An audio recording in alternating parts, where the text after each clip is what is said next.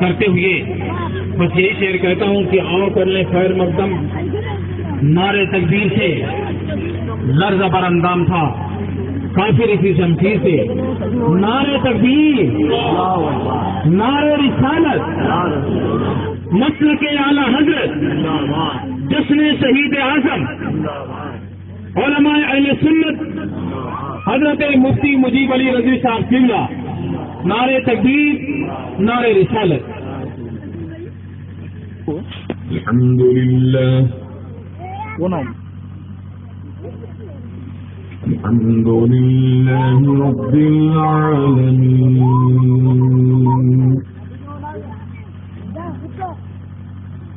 والصلاة والسلام على سيد الأنبياء والمرسلين خاتم النبيين أنيس الغريبين راحة العاشقين أجمل الأجملين أكمل الأكملين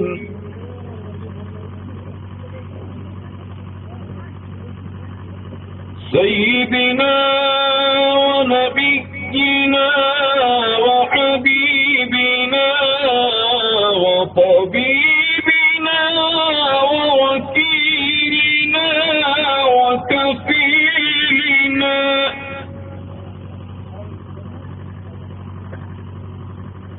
ورؤوفنا ورحيمنا وكريمنا وعوننا وعيننا وعياننا ومعيننا وغوثنا وغيثنا وغياثنا ومغيثنا ومأوانا وملجانا ومولانا محمد وعلى آله الطيبين وأصحابه الكرام أجمعين وعلى كل من هو محبوب ومرضي لديه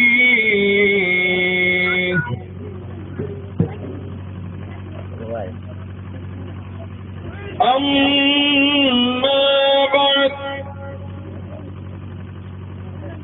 فأعوذ بالله من الشيطان الرجيم بسم الله الرحمن الرحيم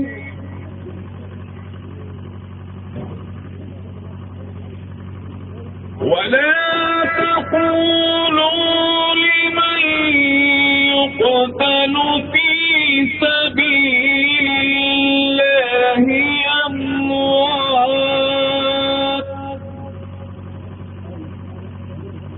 بل أحياء ولكن لا تشعرون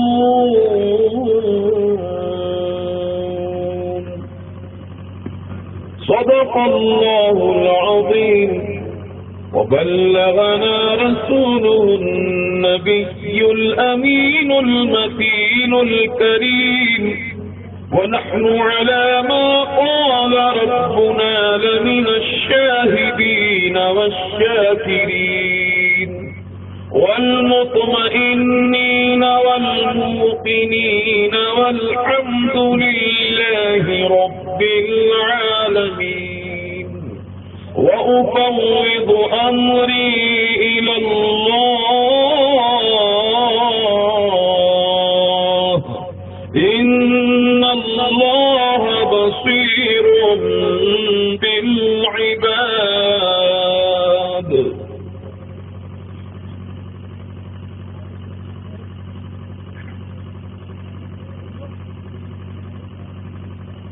معزز علماء اہل سنت،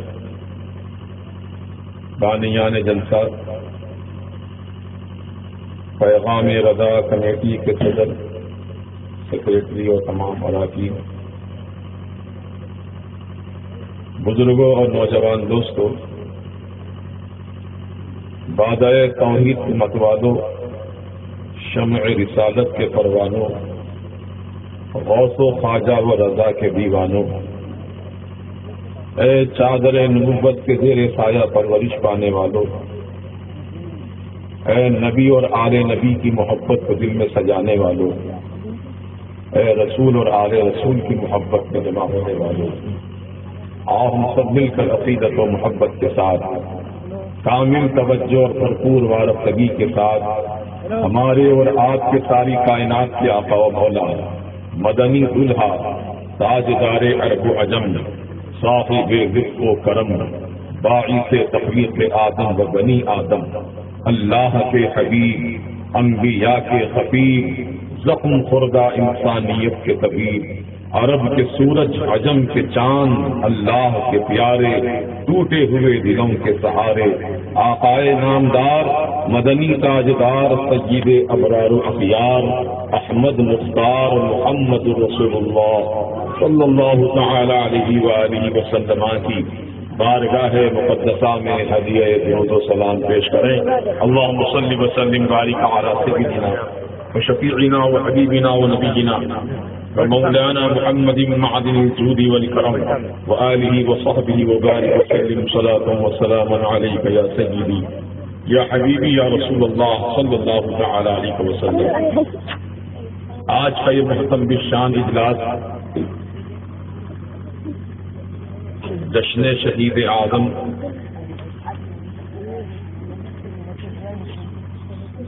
حضور سیدنا امام حسین عالی مقام رضی اللہ تعالی عنہ اور شہیدان کرب و بلا رضوان اللہ تعالی علیہ مجمعین کی بارگاہ عالیہ میں غلامی کا نذرانہ پیش کرنے کے لیے منعقد کیا گیا ہے، کیونکہ یہ ہم سب کا دینی فریضہ ہے کہ جہاں ہم اللہ کو یاد کرتے ہیں،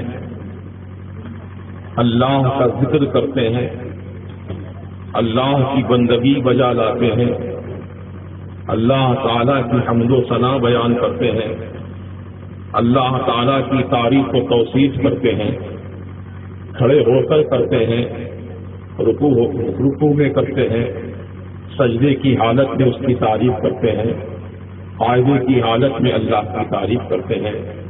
بے شک یہ تعریف تو ہم سب کو کرنا ہی ہے، کیونکہ ہم سب کی زندگی کا مقصد اللہ تعالیٰ کی عبادت، اس کی بندگی ہی ہے، اس کے حکم کی فرما برداری ہماری زندگی کا مقصد ہے۔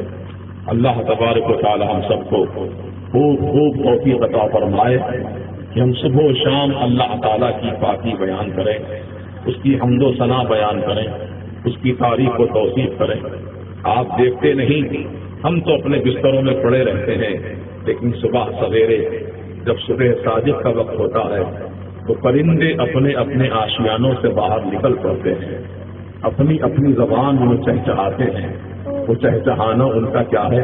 وہ اللہ کی تعریف کرتے ہیں، اللہ کی تسبیح بیان کرتے ہیں، اللہ تعالیٰ کی پاکی بیان کرتے ہیں۔ یہ میں نہیں کہہ رہا ہوں، بلکہ اللہ تعالیٰ قرآن حکیم میں ارشاد فرماتا ہے، يسبح له ما في السماوات وما في الأرض۔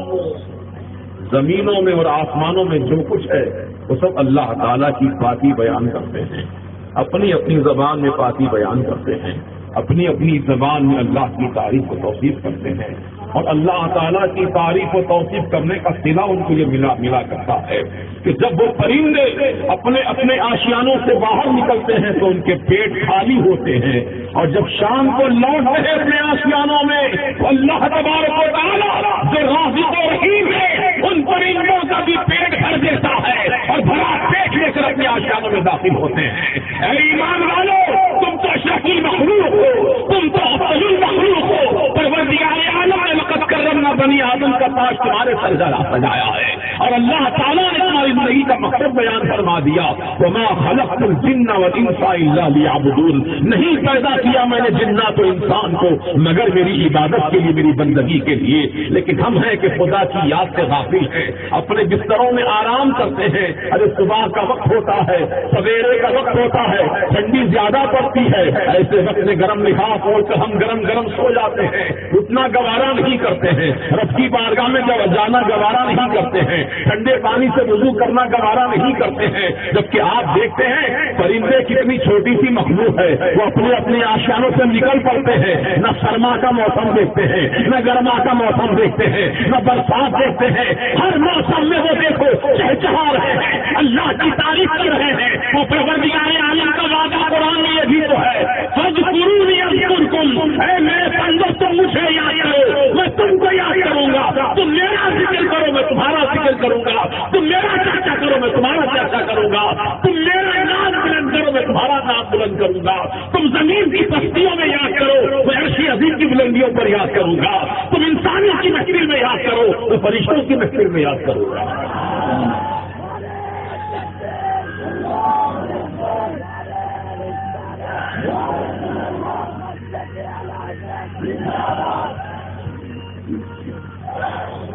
ماشاء اللہ کی یاد، اس کی بندگی ہم سب پر لازم، بولو ہم سب پر لازم۔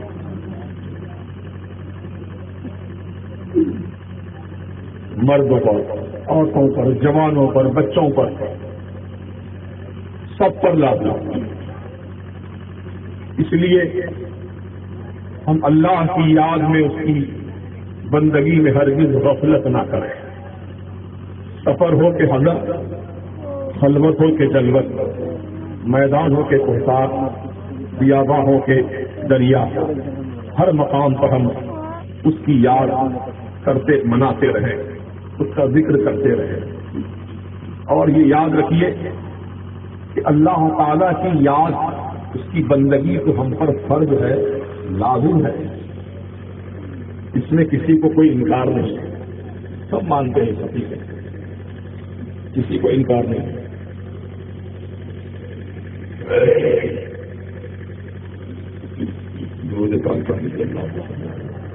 اللهم صل على سيدنا محمد وسلم صلاة وسلاما عليك وآله وصحبه وبارك وسلم صلاة وسلام عليك۔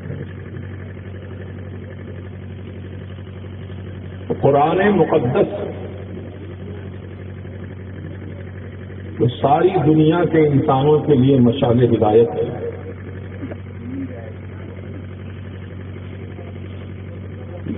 اللہ کا کلام ہے، سب مانتے ہیں اس کو حقیقت، اللہ ہی کا کلام ہے۔ تو اللہ کے کلام میں صرف اللہ ہی کا ذکر ہونا تھا۔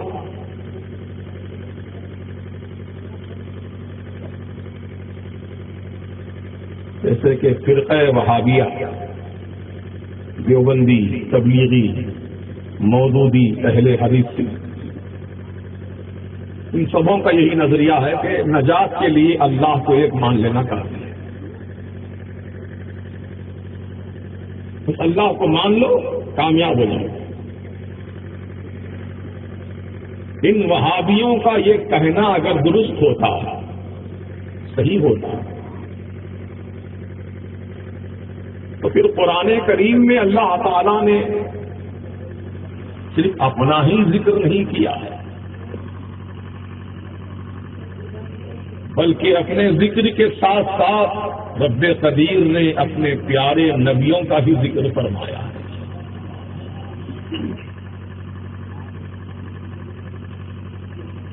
ان کے نام سے مستقل سورتیں نازل فرما دی۔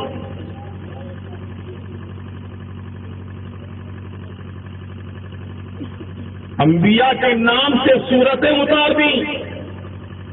مثلا سورہ ابراہیم اٹھا کر دیکھو، قرآن میں موجود ہے۔ سورہ یوسف قرآن کے اندر موجود ہے۔ پوچھے علماء اور حفاظ سے، ہے نا، آپ نے بھی سنا ہوگا۔ سورہ ابراہیم، حضرت ابراہیم علیہ السلام کے نام سے سورت نازل کی۔ سورہ یوسف، حضرت یوسف علیہ السلام کے نام سے سورت نازل کی۔ سورہ محمد، اللہ نے اپنے محبوب کے نام سے بھی قرآن میں سورت نازل کی۔ نہ صرف انبیاء اللہ کو محبوب ہیں، مرسلین محبوب ہیں، بلکہ اللہ والے بھی اللہ کو بڑے محبوب ہیں۔ چنانچہ اللہ والوں کے نام سے بھی قرآن میں سورت نازل کی گئی، جس کا نام ہے سورۃ الکہف۔ سورۃ الکہف کون ہے؟ غار والے، یہ اللہ والے ہی تو ہیں، ان کے نام سے سورت۔ حضرت مریم کے نام سے سورت، سورہ مریم قرآن کے اندر موجود ہے۔ بی بی مریم نبی نہیں ہے، رسول نہیں ہے، لیکن اللہ والی ہے۔ تو معلوم یہ ہوا کہ اللہ تعالی کو اپنا بھی ذکر پسند ہے، اپنے پیارے نبیوں کا بھی ذکر پسند ہے، اللہ کے ولیوں کا بھی ذکر اللہ کو پسند ہے، سبحان اللہ، اللہ والیوں کا بھی ذکر اللہ کو پسند ہے۔ اب یہ تو رہی قرآن کی صورتوں کی بات، اب ذرا قرآن کا تفصیلی مطالعہ اگر آپ فرمائیں تو قرآن کریم میں پروردگار عالم نے حضرت آدم علیہ السلام کا بھی ذکر فرمایا، حضرت ابراہیم علیہ السلام کا بھی ذکر فرمایا، حضرت اسماعیل علیہ السلام کا بھی ذکر فرمایا، حضرت داؤد علیہ السلام کا ذکر فرمایا، حضرت یحییٰ علیہ السلام کا ذکر فرمایا، حضرت زکریا علیہ السلام کا ذکر فرمایا۔ دیکھیے تو کتنے انبیاء کرام کا نام ذکر ہوا ہے قرآن میں، نہ صرف قرآن میں ان کا ذکر کیا گیا ہے بلکہ رب قدیر نے ان کا سلام بھی بھیجا ہے۔ کس طرح سلام بھیجا ہے؟ سن لو اللہ کا فرمان، سبحان ربک رب العزة عما يصفون وسلام على المرسلين۔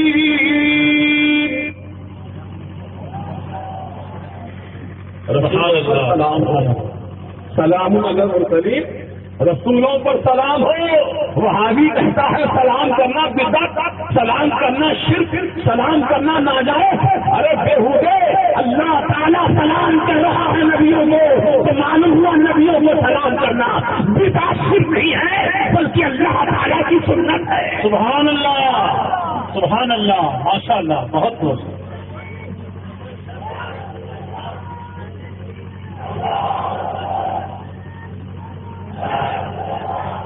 ہمارے آقا و مولا مدنی دولہا، شب اسرا کے دولہا، سبحان اللہ، جب پہنچے لامقام رب کی بارگاہ میں، سبحان اللہ، تو رب کی بارگاہ میں کیا عرض کیا میرے مصطفیٰ جان رحمت صلی اللہ تعالی علیہ وسلم نے؟ التحیات للہ والصلوات والطیبات۔ مولا آپ کی جناب میں تیری بارگاہ میں نمازوں کا تحفہ لے کر آیا ہوں، قبول فرما دے۔ سبحان اللہ، سبحان اللہ۔ تحفہ نمازوں کا لایا ہوں، عبادت کا تحفہ لایا ہوں، مدنی بدنی عبادت، مالی عبادت، جانی عبادت، ہر طرح کی عبادت مولا تیری بارگاہ میں پیش ہے۔ تو معلوم ہوا ہماری آج کی نمازیں ڈائریکٹ خدا کی بارگاہ میں نہیں پہنچتی، نہیں، ہماری عبادت میں اتنا پاور ہی نہیں ہے۔ ارے بھائی معاملہ صاف ظاہر ہے، ہم لوگ نماز کی جب نیت باندھتے ہیں تو کیا نیت کرتے ہیں؟ اب جیسے صبح فجر کی نماز پڑھیں گے انشاءاللہ، بولیے انشاءاللہ، انشاءاللہ تو 2 رکعت نماز کی نیت اس طرح کریں گے نا فجر کی، نویت ان اصلی صلاة الفجر وقت الفجر فرض للہ تبارک و تعالی متوجہ الى جہت الکعبۃ المشرفہ اقتدیت بہذا النظام۔ یہ عربی زبان کی نیت اردو میں اس طرح کریں گے کہ 2 رکعت نماز فرض فجر ادا کرتا ہوں واسطے اللہ تعالیٰ کے، منہ میرا کعبۃ اللہ شریف کی، نماز پڑھ رہا اللہ کے واسطے، منہ کر رہا کعبے کی طرف۔ کعبہ خدا نہیں ہے، کعبہ خدا ہے؟ بولو نہیں کیا ہے؟ کعبۃ اللہ خدا نہیں ہے بلکہ خدا کا گھر ہے، اور وہ نسبت والا گھر ہے۔ اللہ تعالیٰ کا گھر بھی نہیں ہے، اللہ تعالیٰ کا مکان بھی نہیں ہے، اللہ تعالیٰ کی سمت نہیں ہے، اللہ کی جہت نہیں ہے، اللہ کا جسم نہیں ہے، جسمانیت سے پاک ہے، جسم سے پاک ہے، مکان سے پاک ہے، مکانیت سے پاک ہے، طرف سے پاک ہے، سمت سے پاک ہے۔ اللہ کی کوئی طرف ہے ہی نہیں۔ پوچھو ان پکوڑوں سے، واہ، اس سے پکوڑوں سے پوچھو۔ جو مرد ہے وہ پکوڑا، جو عورت ہے پکوڑی۔ پوچھو ان پکوڑوں سے، نماز پڑھتے ہو تم اللہ کے واسطے، اللہ کی طرف رخ کرو نا۔ نماز اللہ کے واسطے، رخ غیر خدا کی طرف۔ کعبہ خدا نہیں ہے ہمارا، وہ ہے کیا؟ معاذ اللہ نہیں، وہ تو پتھر کی عمارت ہے جس کو اللہ کے خلیل نے تعمیر کیا اللہ کے حکم سے۔ ہم منہ کعبے کی طرف کرتے ہیں لیکن کعبہ خدا نہیں ہے۔ جبکہ نماز اللہ کے واسطے پڑھ رہے ہیں تو منہ بھی اللہ کی طرف کرو۔ کر سکتے کیا؟ اللہ کی طرف منہ کرتا ہوں بولتے کیا نیت میں؟ اللہ کی طرف صحیح ہے تو تم کریں گے کیا؟ اللہ تو طرف سے پاک ہے، بولو اللہ طرف سے پاک۔ تو اللہ کی طرف کوئی رخ کر ہی نہیں سکتا ہے کیونکہ اللہ طرف سے پاک ہے۔ تو ہم سب کا رخ کدھر ہے؟ کعبہ کی طرف۔ تو کعبہ سے پوچھو، ہے کعبہ کیا تیرا رخ اللہ کی طرف ہے؟ ہم تو نہیں کر سکے خدا کی طرف رخ، لیکن اے کعبہ تو کعبہ ہے، کعبہ کیا تیرا رخ کعبے کی طرف ہے؟ تو کعبے نے کہا نہیں، میرا رخ بھی کعبے کی طرف نہیں ہے۔ تو کہا کس طرح تیرا رخ؟ تو میرے اعلیٰ حضرت فرماتے ہیں سبحان اللہ، شہنشاہ کا روزہ دیکھو، ارے کعبہ تو دیکھ چکے، کعبے کا کعبہ دیکھو۔ سبحان اللہ، نعرہ تکبیر، نعرہ رسالت، مسلک اعلیٰ حضرت، علماء سنت، جشن شہید اعظم، سبحان اللہ۔ کعبے کا رخ مصطفیٰ کی طرف، اور حقیقت یہی ہے پیارے۔ اعلیٰ حضرت کا جو شعر ہم پڑھتے ہیں کلام میں، جن کے سجدے کو بے تیرا بے کعبہ جھوٹی،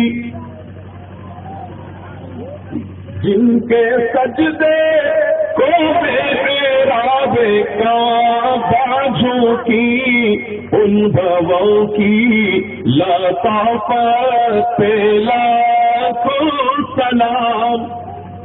شعر پڑھتے ہیں نا، یاد آیا؟ ہم بھی پڑھتے تھے، آپ بھی پڑھتے تھے، بہت زمانے سے پڑھتے ہیں الحمد للہ، لیکن شعر سمجھ میں نہیں آ رہا تھا۔ جن کے سجدے کو محراب کعبہ جھکی، کعبے کی محراب جھکی مصطفیٰ کی طرف سجدہ کی۔ ہم سوچ میں پڑ گئے یار، کعبے کی محراب کہاں؟ کعبے کی محراب ہے کہاں؟ اعلیٰ حضرت ایسے لکھ دیے، اعلیٰ حضرت ہے وہ اعلیٰ حضرت، سبحان اللہ۔ اسی لیے تو حضور سیدنا محدث اعظم ہند علیہ رحمت و رضوان نے تحریر فرمایا اعلیٰ حضرت کے تعلق سے کہ اعلیٰ حضرت کی وہ ذات ہے جن کی نوک زبان کو اور نوک قلم کو اللہ تعالیٰ نے غلطیوں سے محفوظ رکھا۔ سبحان اللہ، سبحان اللہ۔ نہ اعلیٰ حضرت کی زبان کی نوک سے کوئی غلط جملہ نکلا، نہ نوک قلم سے کوئی غلط تحریر سرزد ہوئی۔ قلم بھی محفوظ، زبان بھی محفوظ، وہ ہے میرے اعلیٰ حضرت، سبحان اللہ۔ تو وہ اعلیٰ حضرت کیا ایسے ہی لکھ دیے؟ نہیں، راز ہے اس میں چھپا ہوا. اس کو راز کو پانے کے لیے کچھ محنتیں کرنی پڑتی ہیں, مشقتیں اٹھانی پڑتی ہیں. یہ فقیر بھی پڑھتا تھا, عقیدت میں پڑھ لیتا تھا جن کے سجدے کو محراب کعبہ جھکی. لیکن جب یہ فقیر تیسری مرتبہ پہنچا کعبۃ اللہ میں, 2 مرتبہ گیا سمجھ میں نہیں آیا, تیسری مرتبہ جب یہ فقیر پہنچا کعبے کے صحن میں تو دور سے ٹھہر کر دیکھتا رہا کہ کعبے کی محراب ہے کہاں, آخر کہاں ہے محراب کعبے کی؟ ایک چوکھنڈی عمارت ہے, کعبہ وہی تو چوکور عمارت ہے, اس کی محراب ہے کہاں؟ دیکھتا رہا تو سامنے جو حتیم کی دیوار ہے, جس کو حتیم کعبہ کہتے ہیں, وہ دیوار جو بالکل محراب کی شکل میں بنی ہے.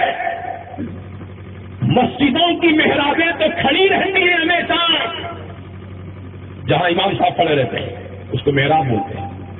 مسجدوں کی محراب تو سیدھی کھڑی رہتی ہے, لیکن کعبے کی محراب آج تک حالت سجدہ میں ہے.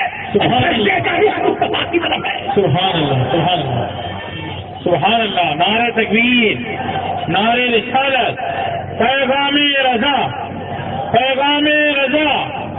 سبحان اللہ. ارے ہم کعبے کی طرف رخ کر کے سجدہ کرتے ہیں, سبحان ربی الاعلیٰ 3 مرتبہ پڑھتے ہیں, پھر اٹھ کے کھڑے ہو جاتے ہیں, نماز مکمل کر لیتے ہیں, نماز سے باہر ہو جاتے ہیں. لیکن کعبہ ایسا عاشق رسول ہے کہ کب سے سجدے کی حالت میں ہے, آج تک سجدہ ریز ہے, صبح قیامت تک سجدہ کرتا رہے گا. ایسا عاشق رسول میں نے نہیں دیکھا تو حالت سجدہ میں آج تک پڑا ہے. اور یہ بتا دوں حقیقت, جان لو کان کھول کر تحقیق شدہ بات کر رہا ہوں کہ کعبۃ اللہ کی جو محراب جس کو حتیم کعبہ کہتے ہیں, اس کا رخ کدھر ہے؟ مدینے کی طرف رخ ہے.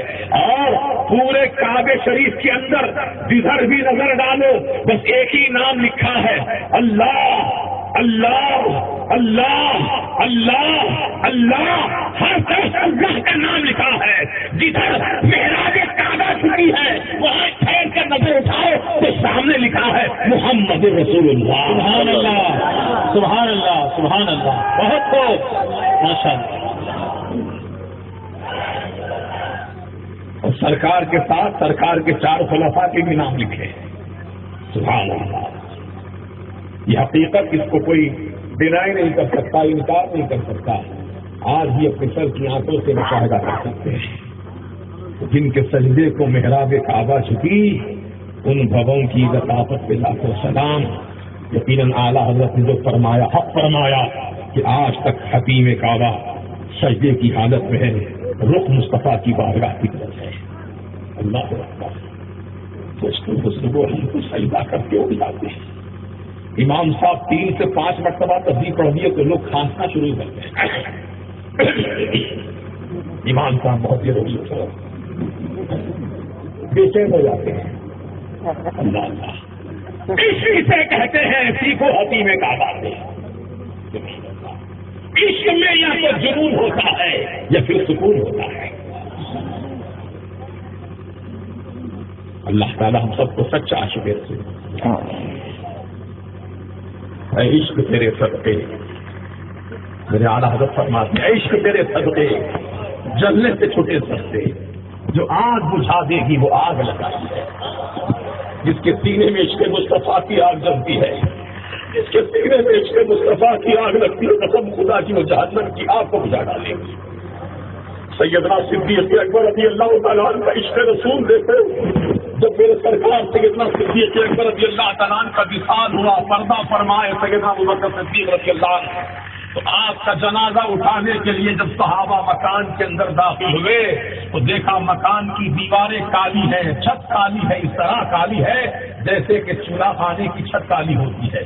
ابھی ہمارے عبداللہ صاحب جو عبد الرحیم صاحب ہیں, سر ان کا نام اور عبداللہ صاحب کے نام سے مشہور ہے. ان کی ہوٹل میں گئے تھے ہم ڈھابے میں, دیکھا دھاگے کی ٹیم جو لگائے تھے وہاں چولہے خانے میں پوری کالی ہے. کیونکہ جہاں چولہا جلتا ہے, جہاں پر لکڑی جلتی ہے, جہاں پر کوئلہ جلتا ہے, وہاں دھواں اٹھتا ہے اور دھوئے کی وجہ سے در و دیوار کالے ہو جاتے ہیں. حقیقت یہی ہے.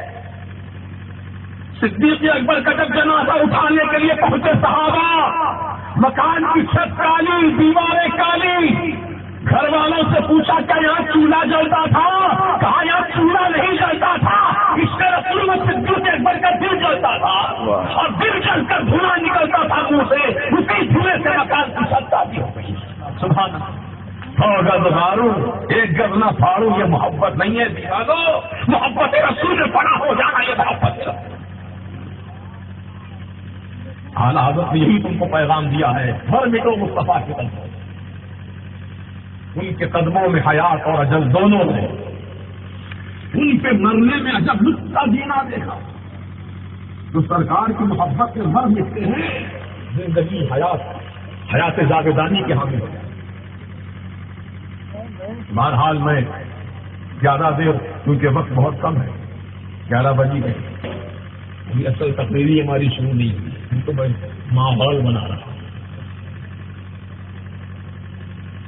تو نماز ہم پڑھتے ہیں رخ کعبے کی طرف، اور کعبہ کا رخ کدھر؟ مدینے کی طرف، سرکار کی طرف۔ غور سے سن تو رضا، غور سے سن تو رضا، کعبے سے آتی ہے صدا، میری آنکھوں سے میرے پیارے کا روضہ دیکھو۔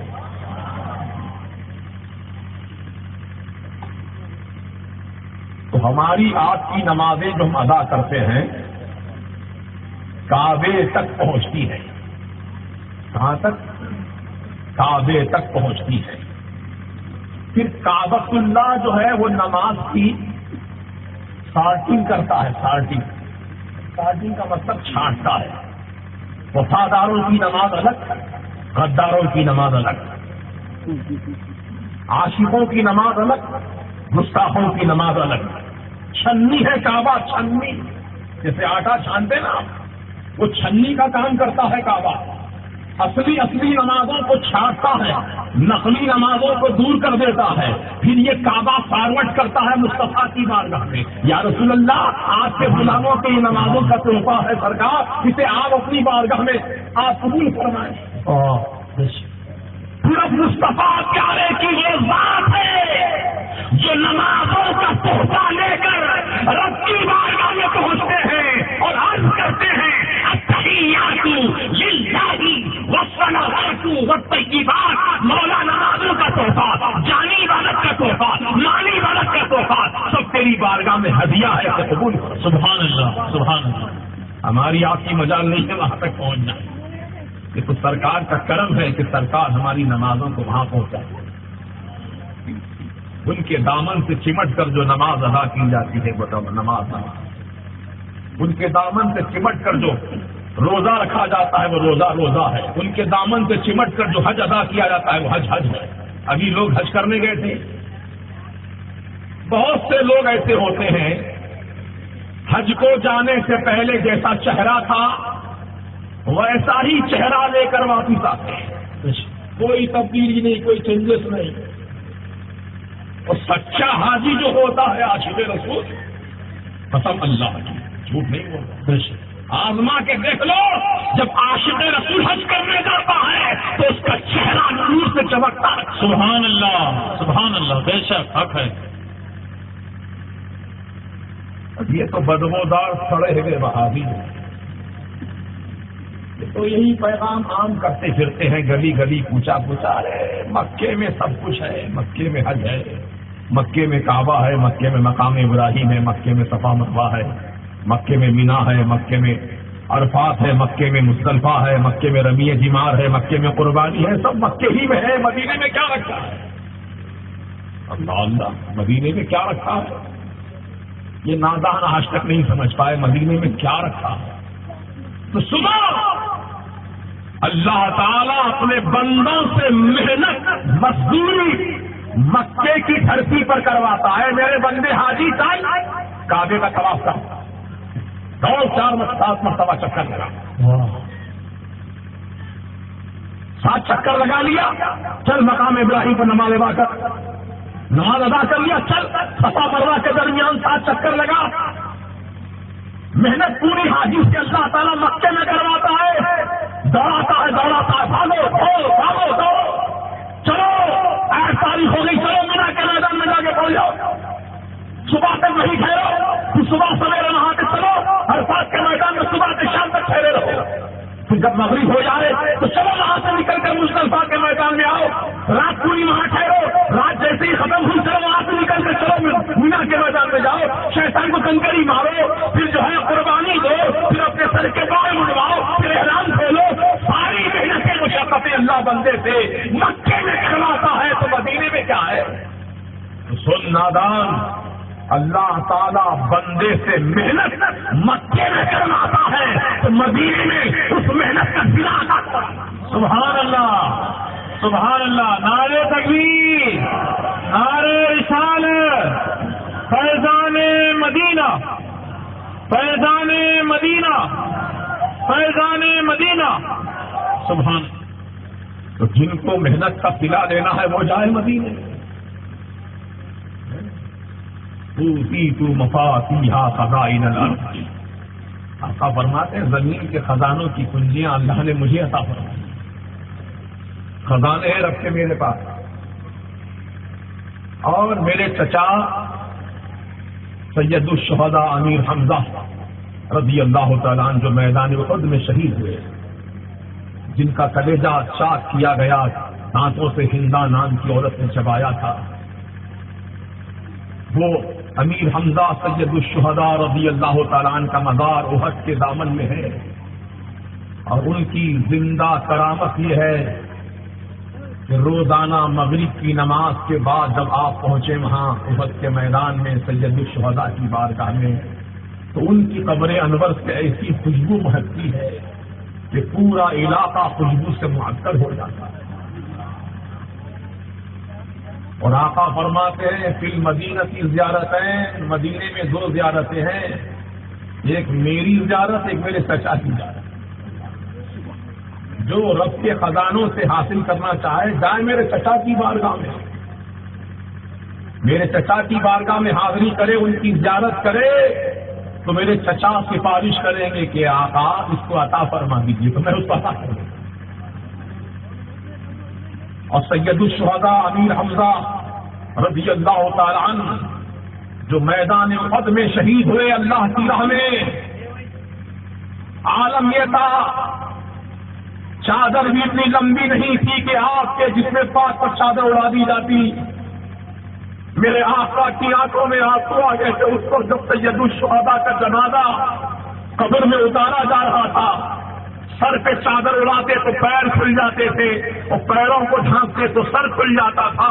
میرے آقا کی آنکھوں میں آنسو آ گئے، ایسی حالت میں موت، شہادت کہ مکمل چادر تک نہیں، سرکار نے سر انور کو ڈھانک دیا ان کے چادر سے، اور خوشبو والی گھاس منگا کر سید الشہداء کے پیروں پر رکھ دیا، اور پیروں کو گھاس سے ڈھانکا ہے۔ وہ سید الشہداء امیر حمزہ رضی اللہ تعالیٰ عنہ فرماتے ہیں کہ جو میری بارگاہ میں آ کر مجھے ایک مرتبہ سلام کرتا ہے، السلام علیک یا سید الشہداء،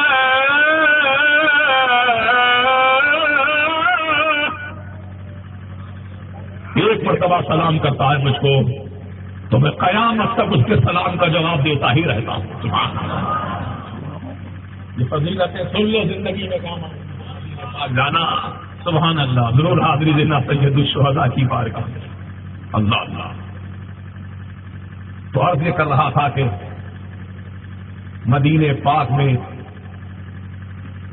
محنت کا صلہ ملتا ہے، جو محنتیں کی مکے میں اس محنت کا صلہ مدینے میں ملتا ہے، کیونکہ اللہ دینے والا ہے لیکن ڈائریکٹ کسی کو نہیں دیتا، ہو جو بھی دیتا ہے اپنے حبیب کو عطا فرماتا ہے۔ اسی لیے سرکار نے فرمایا انما انا قاسم واللہ معطی، میں تقسیم کرتا ہوں، میں بانٹتا ہوں اور اللہ مجھے دیتا ہے، اللہ مجھے دیتا ہے میں بانٹتا ہوں۔ تو جس کو لینا ہے جائے مصطفیٰ کی بات، چمک تجھ سے پاتے ہیں سب پانے والے، میرا دل بھی چمکا دے چمکانے والے۔ سرکار مدینہ کی بارگاہ میں جو محبت و عقیدت کے ساتھ حاضری دیتے ہیں، سرکار ان پر نظر رحمت فرماتے ہیں تو ان کے دل جگمگا اٹھتے ہیں۔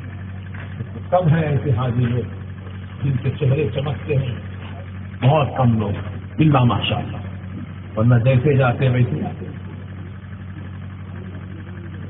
اس لیے نیتیں درست کرو اپنی، حج کو جانے سے پہلے حج کرو تو حج کی لذتیں پا کر آؤ، حج کی حلاوت پا کر آؤ، دل کو منور بنا کے آؤ۔ جب ایک مرتبہ دل منور ہو جائے تو پھر دل کو گندا نہیں کرنا، دل کو میلا نہ کرنا، بلکہ دل کو چمکائے۔ درود پاک پڑھ لیجیے، اللہم صل علی سیدنا مولانا محمد معدن الجود والکرم وآلہ وسلم صلاۃ وسلام۔ تو قرآن کریم میں جہاں اللہ کا ذکر ہے، اللہ کے پیارے نبیوں کا بھی ذکر ہے، اور نہ صرف نبیوں کا ذکر ہے بلکہ اللہ نے نبی کے گھر والوں کا بھی ذکر قرآن میں فرمایا ہے۔ کس طرح فرمایا ہے؟ سنو قرآن کی آیت، إنما يريد الله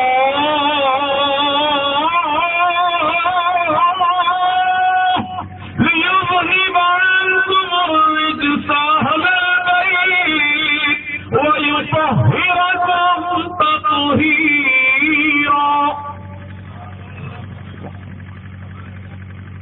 یہ نبی کے گھر والوں کا ذکر قرآن میں اللہ قرآن میں کیا ضرورت ہے؟ اللہ کا ذکر کافی نہیں تھا، اللہ اپنے حبیب کا بھی ذکر فرما رہا ہے، حبیب کے جو پیارے گھر والے ہیں ان کا بھی ذکر فرما رہا ہے، جن کو ہم اہل بیت اطہار کہتے ہیں۔ نبی کے گھر والے، پاکیزہ گھر والے، ان کا ذکر قرآن میں ہے۔ کیا فرمایا رب نے؟ انما یرید اللہ، بے شک اللہ تعالیٰ نے اس بات کا ارادہ فرما لیا، اس بات کا ارادہ فرما لیا کہ اے نبی کے گھر والوں، تم سے ہر قسم کی پلیدی کو، نجاست کو دور کر دے۔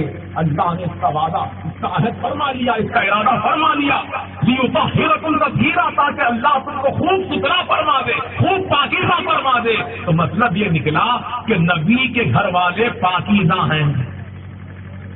بولو، نبی کے گھر والے پاکیزہ ہیں۔ میرے خاندان کا ذکر قرآن میں نہیں ہے، آپ کے خاندان کا ذکر قرآن میں نہیں ہے، میرے گھر والوں کا ذکر نہیں، میرے باپ دادا کا ذکر نہیں، ہمارے آج کے باپ داداؤں کا ذکر قرآن میں نہیں ہے۔ اللہ تعالیٰ نے قرآن میں جب ذکر فرمایا ہے تو اپنے پیارے نبی کے گھر والوں کا ذکر فرمایا ہے، ان کی پاکیزگی کی گواہی ارشاد فرمائی ہے، اور اللہ نے خوب انہیں ستھرا بھی فرما دیا ہے، خود پاکیزہ فرمایا ہے۔ ارے ساری دنیا اللہ کی پاکی بیان کرتی ہے، اور اللہ پاک قرآن پاک میں نبی کے گھر والوں کی پاکی بیان فرما رہا ہے۔ اس سے بڑی فضیلت اور کیا دیکھنا چاہتے ہیں؟ اور ان کی محبت کو رب نے لازم قرار دیا ہم پر۔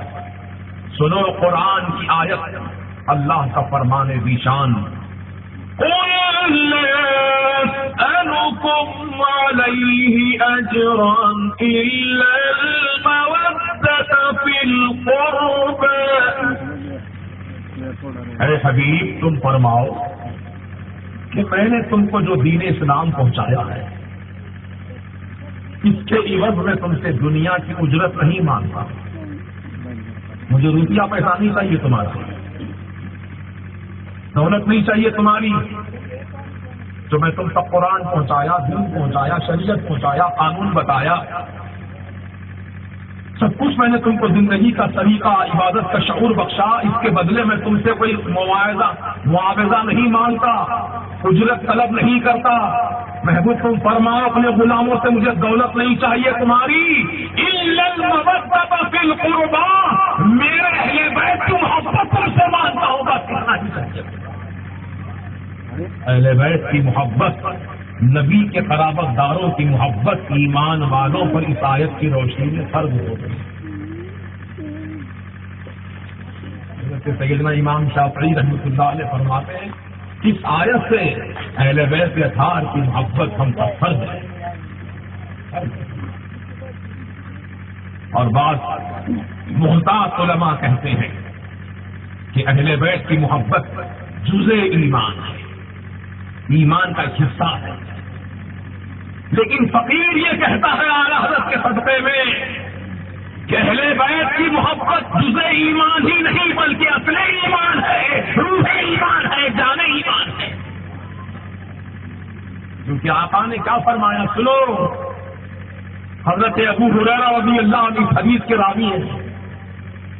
حضرت ابو ہریرہ رضی اللہ عنہ نے اپنی آنکھوں سے منظر دیکھا کہ امام حسین رضی اللہ عنہ کا بچپنا تھا.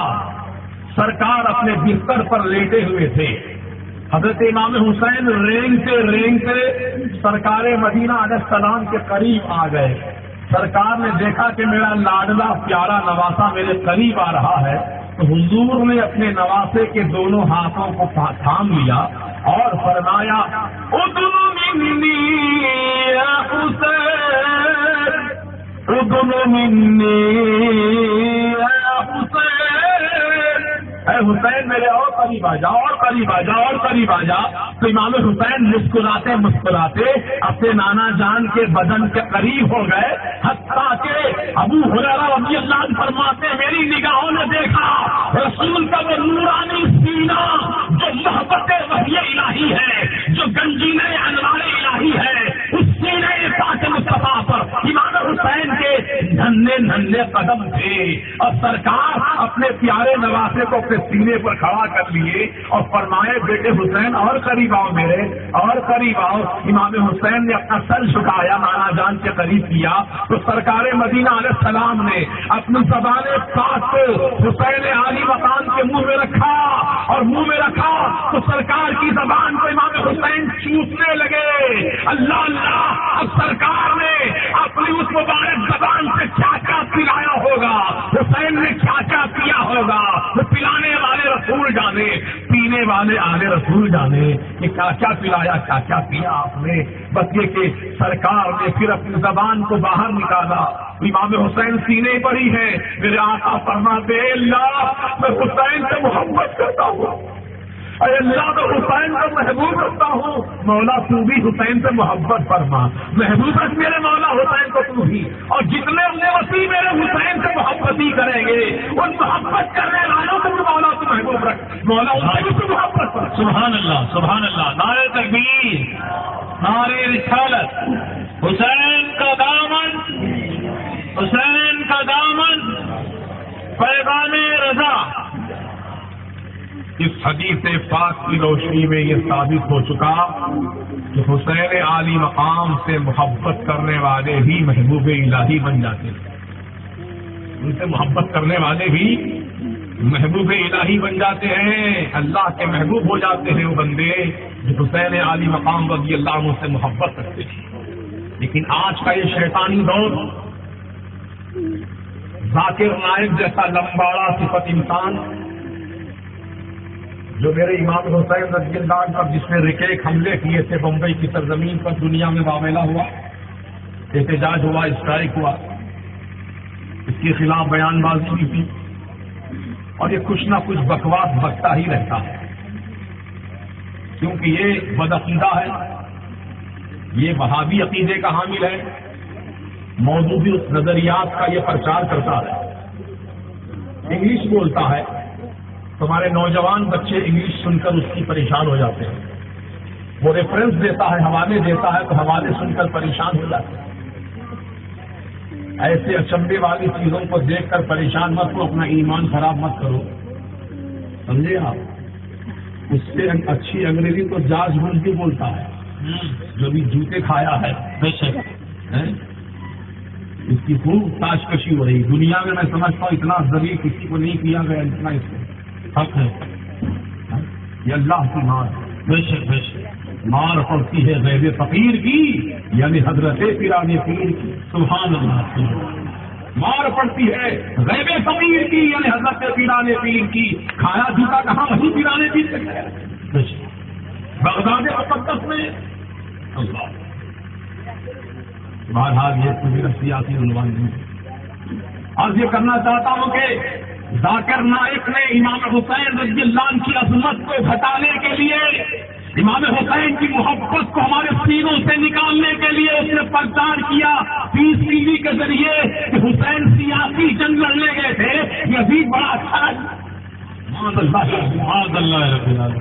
تو ایمان والوں میں تم سے کہتا ہوں حسین پاک رضی اللہ تعالیٰ عنہ سے محبت کرنے کا حکم سرکار نے دیا. کس نے دیا؟ سرکار نے. سرکار کا حکم ہے. اور ادھر قرآن میں اللہ نے حکم فرمایا کہ نبی کے گھر والوں سے تم محبت رکھو. تو محبت اس کا نام ہے. امام حسین کی شخصیت کو داغدار کرنا یہ محبت ہے. ان پر کیچڑ اچھالنا یہ محبت ہے. یہ دشمنی ہے, یہ بغاوت ہے, گستاخی ہے. یزید سے ان کو بڑا پیار ہے, یزید سے بڑی محبت ہے ان کو, تمام وہابیوں کو. اس لیے یہ لوگ حسین علی مقام کی یاد نہیں مناتے. بے شک یہ تم سنیوں کا نصیب ہے. سبحان اللہ, سبحان اللہ. جب محرم کا مہینہ آتا ہے تو سبحان اللہ امام حسین کے نام سے مجلسیں سجائی جاتی ہیں. سبحان اللہ. صحیح طریقہ یہی ہے, ناچنا کودنا ڈھول تاشے مارنا.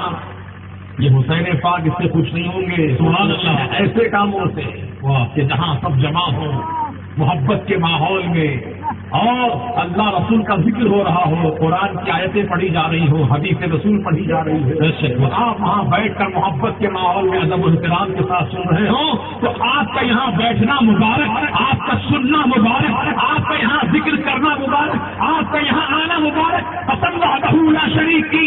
اگر حسین علی مقام کی محبت میں ایک آنسو کا قطرہ بھی آپ کی آنکھ سے نکل گیا, میں کہتا ہوں یہی آنسو کا قطرہ آپ کے لیے نجات کا ذریعہ بنا دیا جائے. سبحان اللہ, سبحان اللہ, سبحان اللہ.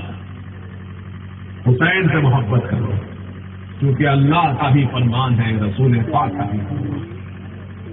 لیکن ان بدبختوں کی قسمت میں یزید کی محبت ہے. کہتے ہیں یزید بڑا اچھا ہے تو تم جھگڑا مت کرو ان سے. اب کہاں دلائل کو پیش کریں گے؟ کہتے ہیں دلیل دو, حوالہ دکھاؤ, کون سی کتاب میں لکھا ہے, کہاں لکھا ہے. اور وہ حوالہ دیتے ہیں قسطنطنیہ کی جنگ میں جو گیا وہ جنتی. قسطنطنیہ کی جنگ میں یزید شریف تھا, یاد آؤ جنتی. ارے سرکار نے صرف انہی کو جنتی کی خوشخبری نہیں سنائی ہے بلکہ آقا نے ہر کلمہ پڑھنے والے کو جنتی کی خوشخبری دی ہے. من قال لا الہ الا اللہ فدخل الجنہ, جس نے لا الہ الا اللہ پڑھ لیا وہ جنتی ہو گیا. لیکن جنتی کب تک رہے گا؟ جب تک کلمے کا اقرار کرتا رہے گا. اگر جنتی بننے کے بعد کلمے کا اقرار کرنے کے بعد کلمے کا انکار کر دیا تو کیا ہوگا؟ جہنمی ہو جائے گا. تو یزید بھی اس وقت تک جنتی تھا جب تک وہ حرام کام نہیں کیا, حسین پاک سے بغاوت نہیں کیا, اس وقت تک جنتی تھا. جب امام حسین سے بغاوت کیا, حسین پاک کا خون بہایا, آل حسین کا خون بہایا, وہ جنتی نہیں رہا بلکہ جہنمی ہو گیا. اب جو یزید کی تعریف کرے تو تم کہنا کہ تمہاری نظر میں یزید بڑا اچھا ہے. کہے گا ہاں بہت اچھا آدمی تھا, بہت اچھا نیک تھا, صحابی کی اولاد تھا. اچھا تو تم فوراً کہنا کہ اللہ یہ یزیدی کی تعریف کر رہا ہے, یزید کی تعریف کر رہا ہے, یزید کو اچھا آدمی کہہ رہا ہے, اس کا مرنے کے بعد حشر یزید کے ساتھ کر.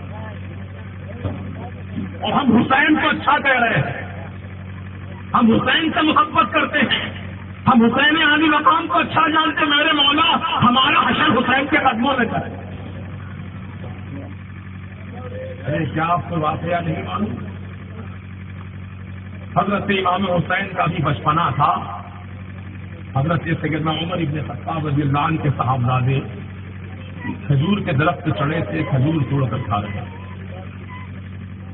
حضرت امام حسین وہاں پہنچے, کہا عبداللہ مجھے بھی کچھ کھجور دو, میں بھی کھانا چاہتا ہوں. حضرت عبداللہ نے کچھ کھجور اوپر سے نیچے امام حسین کے لیے دیے, انہوں نے کھایا اور مطالبہ کیا. کہا کہ ٹھہرو میں پہلے کھا لوں اس کے بعد. کہا کہ اچھا تم غلام زادے ہو کر تم اتنی بڑی بات مجھ سے کہتے ہو؟ غلام زادے ہو تم؟ حضرت عمر کے بیٹے صاحبزادے کو جلال آ گیا, کہا کہ مجھ کو غلام زادہ کہا ہے. درخت سے نیچے اترے اور فوراً دوڑتے رہے اپنے ابا جان کی بات. حضرت عمر رضی اللہ عنہ اپنے دور خلافت کے امور انجام دے رہے تھے. فرزند ارجمن نے آ کر کہا ابا جان بڑا غضب ہو گیا. کہا کیا ہوا؟ کہا حسین نے مجھ کو غلام دادا کہا، تو مطلب یہ کہ آپ غلام ہیں، آپ کا غلام کا بیٹا. گویا آپ کو بھی غلام کہا، مجھے غلام کا بیٹا کہا، غلام دادا کا مطلب یہ ہو گیا. کہا کس نے کہا؟ کہا حسین نے کہا. صحیح کہہ رہے ہو، سچ کہہ رہا ہوں. حضرت امام حسین تو چلے گئے اپنے گھر سے. اسی وقت اب حضرت عمر رضی اللہ تعالیٰ عنہ اپنے صاحبزادے کا ہاتھ پکڑ کر بڑی تیزی کے ساتھ پہنچے امام عالی مقام کے مکان پر. دستک دی. حضرت امام حسین رضی اللہ عنہ یہ خیال فرمانے لگے کہ شاید امیر المومنین یہ پوچھنے کے لیے آئے ہوں گے کہ تم نے میرے بیٹے کو ایسا کیوں کہا، غلام دادا کیوں کہا میرے بیٹے کو، شاید یہ پوچھنے کے لیے آئے ہیں. تو آپ نے دروازہ کھولا، سامنے حضرت عمر کو دیکھا، ان کے بیٹے بھی کھڑے تھے. ہاں امیر المومنین کیسے آنا ہوا؟ کہا شہزادے آپ نے جو کہا ہے اس کو آپ لکھ کر دے دیجیے. سبحان اللہ. آپ نے کہا ہے وہ لکھ کر دے دیجیے، بس اسی لیے حاضر ہوا. یہ پوچھنے نہیں آیا ہو کہ آپ نے کیوں کہا، بلکہ جو کہا آپ نے حق کہا کہ میں آپ کے نانا جان کا غلام ہوں، میں آپ کے نانا جان کا غلام ہوں، میرا بیٹا آپ کے نانا جان کے غلام کا بیٹا، میرا بیٹا آپ کے نانا جان کا غلام کا بیٹا ہے. لہذا آپ کی زبان پاک سے جو الفاظ نکلے ہیں وہ بالکل برحق ہے. حضور آپ جب غلام زادہ کہہ رہے ہیں تو یہ سبب بن جائے گی میرے لیے، کیونکہ قیامت کے دن آقا جہاں رہیں گے آقا کے قدموں میں غلام. سبحان اللہ سبحان اللہ ماشاء اللہ.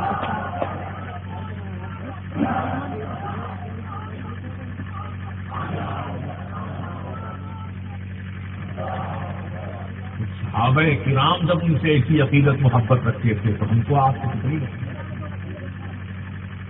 یہ ایسے ناپاک عزائم والے جو نکلے ہیں مختلف طریقوں سے ہماری عقیدت پر ڈاکہ ڈالتے ہیں، ان سے آپ چوکس و چوکنا رہیں اور اپنے اپنے علاقوں میں آپ سنیت کو مستحکم کیجیے. اس طرح مستحکم کیجیے کہ آپ لائبریری قائم کیجیے، رضا لائبریری. یہ رضا کا نام کیوں لگاتے ہیں؟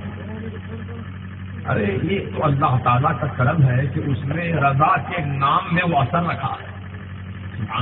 جیسے کہ اللہ تعالیٰ کا جو نام مبارک ہے اس میں دلالت اللہ، اللہ کا نام اللہ ہے ذاتی، اس میں ذات.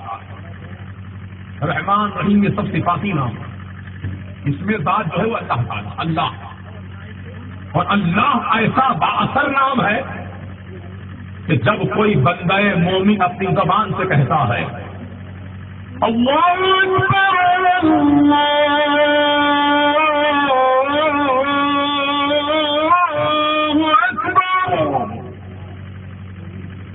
اللہ اکبر اللہ اکبر، یہ اللہ بڑا ہے اللہ بڑا ہے جب کہتا ہے، یہ نام کا اثر یہ ہے کہ شیطان 36ویں بات کا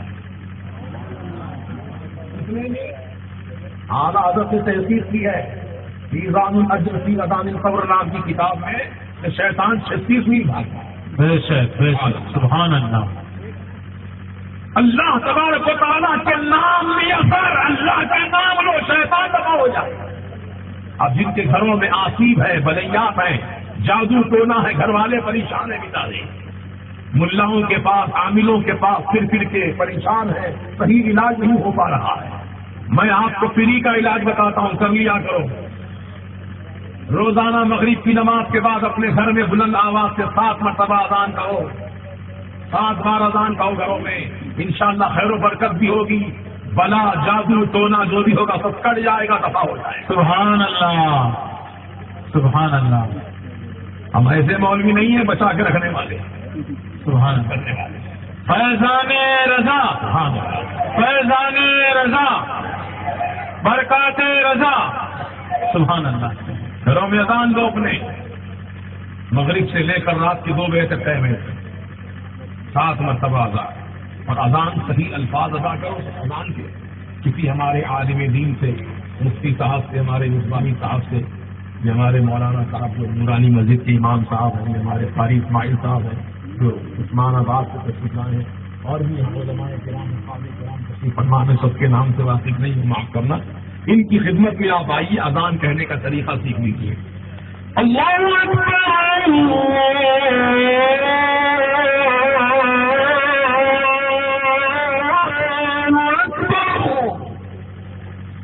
بڑا ہے. ایسی پھر آگے کھینچتے ہیں بعض مسجدوں میں ہڈیاں توڑ لیتے. اذان میں 9 کفریات ہیں. کتنے؟ 9 کفریات. یعنی مطلب اگر غلط بول دے آدمی تو کافی ہو جائے. اللہ اکبر کہنے کا اکبار کہہ دیا کافی ہو گیا. اکبر شیطان کا نام ہے, اکبر اللہ کا نام ہے. فرق اشہد ان لا الہ الا اللہ. لا الہ ہاں پر زبر ہے, کھڑا الف نہیں ہے. اکثر مؤذن لوگ غلطی کیا کرتے ہیں, اشہد ان لا الہ الا اللہ. لا الہ کا مطلب ہو گیا 2 معبود نہیں ہے اللہ کے سوا باقی تو ہے. نہیں مطلب 2 معبود نہیں, جبکہ ہم بولنا کیا چاہیے, کوئی معبود نہیں اللہ کے سوا. شامل ہو جائے.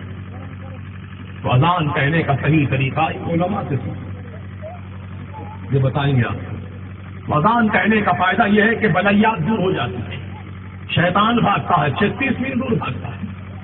اسی لیے مرنے کے بعد, میت کو قبر میں دفن کرنے کے بعد ہمارے اعلیٰ حضرت نے ہم کو سکھایا ہے حدیث رسول کی روشنی میں کہ وہاں اذان کہو, قبر کے پاس اذان کہو. شیطان قبر میں خلل اندازی نہیں کرے گا, میت کو سکون و آرام ملے گا, شیطان کے فتنے اور شر سے محفوظ ہے. یہ بیچارے عقل کے پیدل جو ہیں, پہلی مرتبہ سنتے اذان قبر کے پاس ہے, یا کون سی نماز ہو رہی بھی,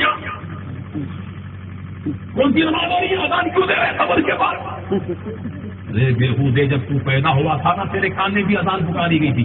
جب بولا تو یہاں کون سی نماز ہو رہی, کیوں دے رہا میرے کان؟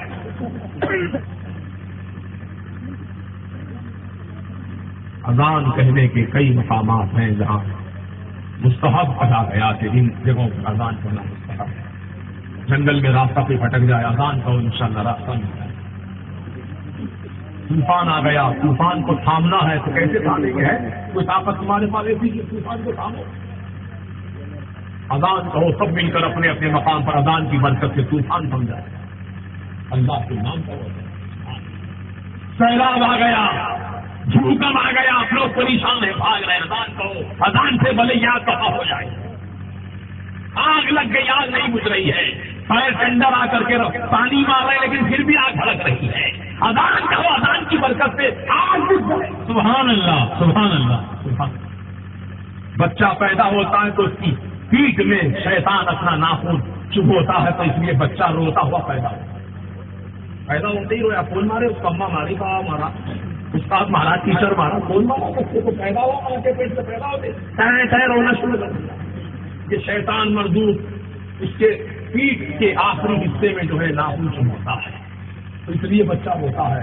اس لیے سرکار نے فرمایا کہ شیطان کو بھگانے کے لیے سیدھے کان میں اذان کہو, بائیں کان میں اقامت کہو, شیطان دفع ہو جائے. بچہ سبحان اللہ, سبحان اللہ, بہت قیمتی بات ہے. یہ اذان کی برکتیں ہیں. تو گھروں میں اذان کرو, شیطان بلا سے دور, پابندی سے دیا فائدے کی. تو رضا کے نام سے لائبریری قائم کرو, رضا کے نام سے اپنے مکان پر منزل کا نام لکھو, رضا منزل, رضا کتب خانہ, رضا بک اسٹال. یہ رضا کا نام یہ ایسا پیارا نام ہے, ایسا بااثر نام ہے. سبحان اللہ, سبحان اللہ. یہ اللہ تعالیٰ کا کرم ہی تو ہے. اللہ نے اپنے نام میں بھی اثر بتایا. حضرت عمر رضی اللہ عنہ کے نام کا اثر یہ ہے کہ ان کا نام لکھ کر رات میں آپ سو جاؤ, پیٹ کے اوپر لکھو نام, یا عمر, انگلی سے لکھ لو یا عمر, تو آپ کو رات میں خواب, شیطانی خواب نہیں پڑے. سکون سے سوئیں گے پوری رات, شیطانی خواب نظر نہیں آتے. حضرت عمر کے نام کا اثر. مدینے کی کمسن بچیاں 10 بجا کر کے حضور کا استقبال کریں. حضرت عمر کو دیکھ لیا بچیوں نے تو وہ 10 جو تھا نیچے رکھ دیا زمین پر اور اس کے اوپر بیٹھ گئے. تو سرکار کے جب قریب آئے عمر تو آقا نے فرمایا اے عمر تم جس راستے سے گزرتے ہو شیطان وہاں سے بھاگ جاتا ہے۔ سبحان اللہ سبحان اللہ۔ حضرت عمر کا نام کا اثر اور آج بھی ان کے نام کا اثر ہے، پیٹ کے اوپر لکھ کے سو جاؤ انشاءاللہ بدخوابی نہیں ہوگی۔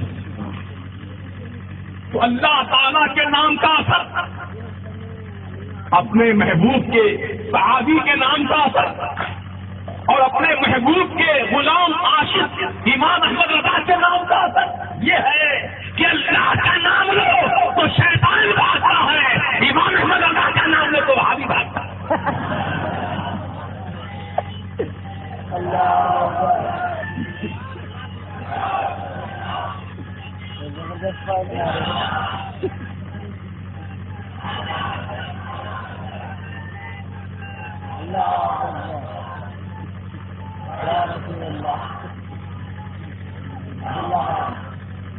امام حسین رضی اللہ عنہ کی محبت میں سینے میں بسا لو۔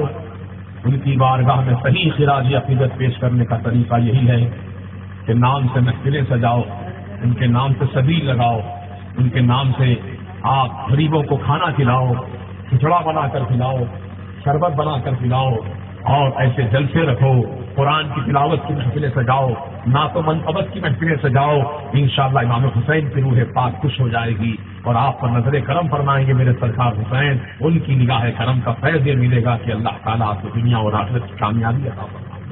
اللہ تعالیٰ قرآن میں فرمایا وَلَا تَقُولُوا لِمَن يُقْتَلُ فِي سَبِيلِ اللَّهِ أَمْوَاتٌ، جو اللہ کی راہ میں قتل کیے گئے ہیں تم ان کو مردہ مت کہو، وہ زندہ ہیں۔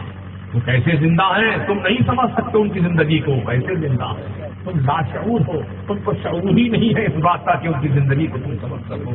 اور ایک مقام پر فرمایا وَلَا تَحْسَبَنَّ الَّذِينَ قُتِلُوا فِي سَبِيلِ اللَّهِ أَمْوَاتًا بَلْ أَحْيَاءٌ عِندَ رَبِّهِمْ يُرْزَقُونَ، جو لوگ خدا کی راہ میں قتل کیے گئے ان کو مردہ گمان بھی مت کرنا، نہ مردہ کہنا نہ مردہ گمان کرنا، بلکہ وہ زندہ ہیں، ایسے زندہ ہیں کہ اللہ تعالیٰ کے پاس سے ان کو رزق دیا جاتا ہے۔ سرکار مدینہ علیہ السلام سے صحابی نے عرض کیا تھا یا رسول اللہ علیہ السلام ابھی تو ہماری نگاہوں کے سامنے موجود ہیں آقا، ہم آپ پر درود و سلام پیش کرتے ہیں، سرکار آپ سماعت فرماتے ہیں ہمارے درود و سلام کو، جب آپ پردہ فرما جائیں گے تو کیا ہمارا درود و سلام آپ تک پہنچے گا؟ یہ صحابی نے سوال کیا تو آقا نے کیا جواب دیا؟ ان اللہ حرم علی الارض ان تاکل اجساد الانبیاء فنبی اللہ حی ویرزق۔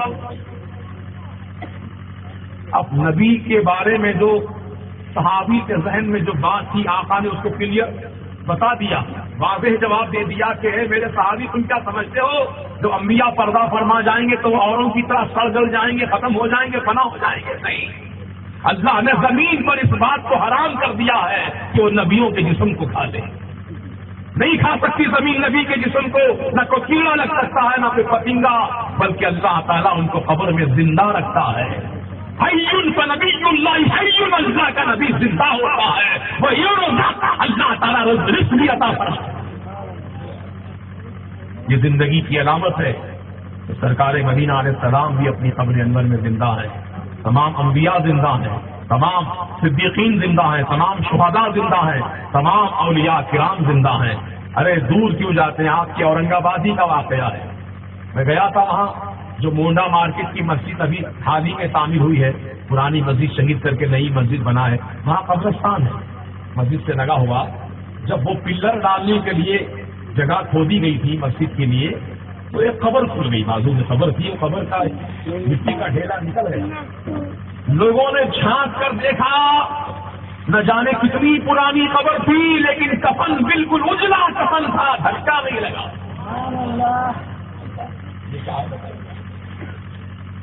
ارے جب آپ ایمان والے متقی پرہیزگار جب قبروں میں زندہ رہ سکتے ہیں تو وہ انبیاء، وہ مرسلین، وہ صدیق، وہ شہداء جن کی حیات اللہ تعالیٰ نے قرآن میں اور رسول پاک نے حدیث میں جن کی حیات کی گواہی دے دی ہے، بھلا اب اس کے بارے میں کون بدبخت ہے جو شک کر سکتا ہے؟ کہنے پر پابندی، سوچنے پر پابندی۔ اب یہ وہابیوں نے ترکیب نکالی ہے کہ زبان سے کہتے نہیں ہیں بلکہ لکھتے ہیں کتابوں میں کہ شہید اپنی قبروں میں زندہ نہیں ہے، وہ تو سڑ کر مر گئے، مٹی میں مل گئے۔ یقین نہیں آتا ہو تو کسی شہید کی قبر کھود کر دیکھو، وہاں ہڈی بھی نہیں ملے۔ یہ ایک مردود نے اپنی کتاب میں لکھا، اس کتاب کا نام ہے شمع ہدایت۔ اس کتاب میں جملہ لکھا ہے کہ کسی نبی، کسی ولی، صدیق، شہید کی قبر کھود کر دیکھو، وہاں ہڈی بھی نہیں ملے گی، معاذ اللہ۔ یہ بدبخت ہے، یہ وہابی عقیدے کا ہے جس نے ایسی بات لکھی ہے، جبکہ اللہ تعالیٰ ان کو زندگی عطا فرماتا ہے۔ ارے دنیا والے کہتے ہیں کہ وہ چیز ختم ہو گئی، مر گئی، لیکن جب زندے سے کسی چیز کی نسبت ہو جاتی ہے تو وہ چیز بھی زندہ ہو جاتی ہے۔ مثال کے طور پر املی کا کھٹا ہمارے حیدرآباد میں خود چلتا، کھٹا، دال میں کھٹا، سالن میں کھٹا، آپ لوگ میٹھا، ہمارے پاس کھٹا۔ لیکن کھٹے کی تاثیر یہ ہے، نیبو کا کھٹا، نیبو کا رس نچوڑو، یا املی کا جو رس ہوتا ہے وہ نکال دو، اس میں گوشت کی گوٹی رکھ دو، اس میں کھٹائی میں، کھٹی چیز میں رکھ دو، تو کھٹا نہ خود خراب ہوتا نہ گوشت کو خراب کرتا۔ گوشت کا اچار ملتا ہمارے پاس، گوشت کا 1 سال تک رکھو، خراب نہیں ہوتا، کیوں؟ کھٹے سے نسبت پیدا کرنا۔ گوشت تو سڑنے والا، اس کی نسبت اگر پیاز سے ہو جائے تو پیاز ایک ایسی چیز ہے جو خود سڑ جاتی ہے اور دوسروں کو سڑا دیتی ہے، لیکن کھٹا ایسی چیز ہے نہ خود سڑتا نہ دوسرے کو سڑاتا۔ آزما کے دیکھ لیجیے آپ، جبکہ کھٹا بھی مخلوق، گوشت بھی مخلوق، ایک مخلوق دوسری مخلوق سے نسبت حاصل کر لی تو مخلوق فنا نہیں ہو رہی ہے، زندہ ہے۔ اور ایک مثال لے لو، مٹی کا برتن کمار نے بنایا، کچی مٹی کا برتن، لیکن اس مٹی کے برتن کو پھر آگ میں تپایا، آگ میں جلایا، بھٹی میں جلایا، اس بھٹی میں پکے ہوئے برتن کو آپ زمین میں گڈھا کھود کر دفن کر دو، 1 سال کے بعد نکالو، برتن جو کا تو رہے گا، 10 سال کے بعد نکالو، برتن جو کا تو رہے گا۔ تو جو برتن مٹی کا آگ میں جل کر جو فنا ہو گیا آپ کی محبت میں، تو اللہ تعالیٰ نے اس کو اثر یہ عطا فرما دیا کہ مٹی مٹی کو نہیں کھا رہی ہے، مٹی مٹی کو نہیں خراب کر رہی ہے۔ تو ایمان والو، جب مخلوق کی مخلوق سے محبت ہوتی ہے تو اس کا جب یہ عالم ہے، تو مخلوق جب خالق سے اپنی محبت قائم کر لے اور خالق کی محبت میں فنا ہو جائے، شہید ہو جائے، وہ شہید کیسے فنا ہو سکتا ہے؟ اللہ تعالیٰ اس کو حیات جاویدانی عطا۔ سبحان اللہ، نعرہ تکبیر، نعرہ رسالت، جشن شہید اعظم حسین کا دامن، جشن شہداء کربلا، نعرہ تکبیر، نعرہ رسالت۔ میں نے اس کا جواب اجمالی طریقے سے دے دیا، اب حکمتاً اس کی وضاحت مناسب نہیں ہے ماحول میں، بس میں اتنا پیغام آپ کو دے کر جا رہا ہوں کہ امام حسین کی آپ سب یقیناً چاہنے والے ہیں، ان کے نام سے آپ سمٹ کر آئے، کوئی نلدرگ سے چلا آیا، کوئی عثمان آباد سے چلا آیا، کوئی عمرگاہ سے آیا، کوئی حیدرآباد سے آیا، یہ ہمارے ڈاکٹر صاحب نیلنگا سے تشریف، کہاں کہاں سے لوگ سمٹ کر یہاں آئے ہیں، علماء بھی آئے ہیں، مشائخ بھی آئے ہیں، اور دانشور طبقہ بھی آیا ہے۔ کاروباری حضرات صبح سے شام تک اپنے کاروبار میں تھک کر چور ہو گئے، جا کر سونے کا ٹائم تھا، لیکن وہ لوگ محبت امام حسین میں یہاں تشریف لائے ہیں۔ اللہ تعالیٰ جزائے خیر دے ہمارے جناب بھائی کلیم رضا قریشی صاحب کو، اور ہمارے سرفراز میاں جو پیغام رضا کمیٹی کے صدر ہیں، اور ضمیر میاں جو نائب صدر ہیں، ان کے تمام اراکین کو کہ ماشاءاللہ ان حضرات کی کوششوں کاوشوں اور ہمارے عبد المجید رضا ان کی کوششوں کاوشوں سے فقیر آپ کی خدمت تک حاضر آیا اور اپنے ٹوٹے پھوٹے بیان سے آپ کو سننے کا اللہ تعالیٰ نے موقع عطا کیا۔ پروردگار عالم ہم سب کو اجر عظیم عطا فرمائے اور دارین کی سعادتوں و برکتوں سے مالا مال فرمائے۔ بس آپ سے میری اتنی گزارش ہے چلتے چلتے کہ آپ امام احمد رضا فاضل بریلوی کی کتابوں کا مطالعہ کیجیے۔ اعلیٰ حضرت نے ہم کو محرم شریف منانے کا کیا طریقہ بتایا ہے، کیسے محرم کا اہتمام کرنا ہے۔ آپ اعلیٰ حضرت کی کتابیں پڑھیے، فتاوی رضویہ پڑھیے، ملفوظات پڑھیے، قانون شریعت پڑھیے، نظام شریعت پڑھیے، ہمارے علماء سنت کی کتابوں کا مطالعہ کیجیے، انشاءاللہ آپ کی معلومات میں اضافہ ہوگا۔ ہر محلے میں کتب خانہ بنائیے۔ ہمارے بھائی عبد الکلیم رضا صاحب نے، کلیم رضا قریشی صاحب نے دیکھا ان کی نورانی مسجد میں ماشاءاللہ بہت زبردست الماری میں بہترین اعلیٰ درجے کی کتابیں انہوں نے جمع کی ہیں۔ میں غور سے دیکھتا رہا، اس میں احادیث کی کتابیں بھی ہیں، تفسیر بھی ہے، فقہ کی کتابیں بھی ہیں، دینی معلومات کی کتابیں بھی ہیں، فتاوی رضویہ بھی ہے، بہت ساری معلومات کی کتابیں وہاں انہوں نے جمع کی ہیں۔ کیونکہ اکثر لوگ پوچھتے کہاں لکھا ہوا ہے، کہاں لکھا ہوا دکھاؤ، حوالہ کہاں اس کا دکھاؤ، حوالے پوچھتے ہیں۔ اس لیے حوالے دکھانے کے لیے ہمارے کلیم رضا قریشی صاحب صدر صاحب جو کمیٹی کے، انہوں نے کتابوں کا ذخیرہ وہاں جمع کر رکھا ہے۔ ایسے ہر محلے میں آپ اپنے اپنے کتب خانے قائم کیجئے، رضا کے نام سے کتب خانے بنائیے، انشاءاللہ وہابیت درگور ہو جائے گی، یزیدیت دفن ہو جائے گی، نشدیت فنا ہو جائے گی۔ الحق وزهق الباطل إن الباطل كان زهوقا۔ حق آ گیا، باطل مٹ گیا، بے شک باطل کو تم اتنا ہی۔ اب پیغام حسین یہ ہے، آ گیا عین لڑائی میں گر وقت نماز، قبلہ ہو کے زمین بوس ہوئی قوم حجاز، ایک ہی صف میں کھڑے ہو گئے محمود و ایاز، نہ کوئی بندہ رہا نہ کوئی بندہ نواز۔ اے ایمان والو، اے سنیو، نماز تو تم ہی پر فرض ہے،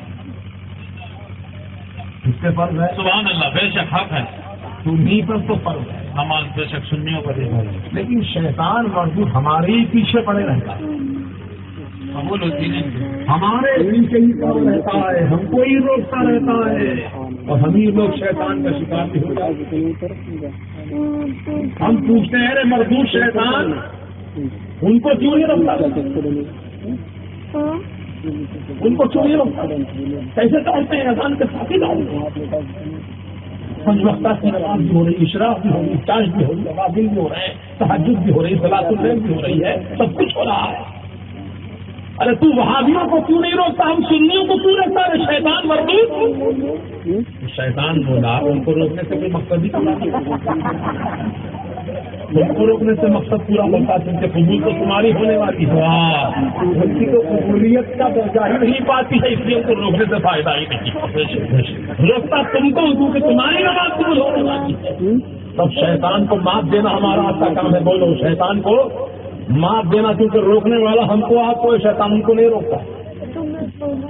اور یہ لوگ بولتے ہیں خبر پہ مسئلہ آیا تھا بیچ میں، تو وہ یہ مذاق اڑاتے ہیں سنیوں کا، ارے سنیوں کی خبر میں شیطان آتا ہے، ہماری خبر میں شیطان نہیں آتا، بے شک نہیں آتا تمہاری خبر۔ زندگی میں ایک ہی بات سچی بولے تم آج تک، تمہاری خبر میں شیطان نہیں آتا، ہماری خبر میں، ہم سنیوں کی خبر میں آتا۔ کیوں آتا ہے؟ ارے چور جھوپڑی میں نہیں جاتا چوری کرنے، چور آتا ہے کسی عالیشان محل میں، بنگلے میں، جہاں تجوریاں بھری ہوتی ہیں، جہاں مال و زر ہوتا ہے، چور نہیں آتا ہے چوری کرنے کے لیے۔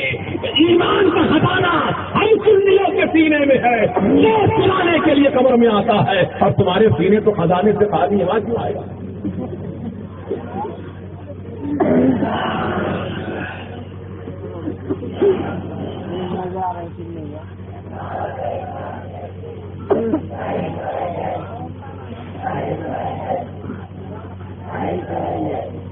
نماز پابندی سے پڑھیے، اپنے محلے کی مسجدوں کا آباد رکھیے، جب وقت نماز آئے امام حسین کو یاد کیجیے، 3 दिन کی بھوک ہے، 3 دن کی پیاس ہے، نگاہوں کے سامنے جوان بیٹے کی لاش ہے، حضرت علی اصغر کی لاش ہے، بھانجوں بھتیجوں کی لاشیں ہیں، آوان و انصار کے لاشیں ہیں، بے گور و کفن لاشیں پڑے ہیں، نہ ان کی تجہیز و تکفین کا انتظام ہو پا رہا ہے، نہ ان کفن پہنانے کے لیے کپڑا وہاں موجود ہے، ہوائیں اڑ رہی ہیں اور کربلا کے گرد و غبار سے ان کی لاشیں ڈھک رہی ہیں۔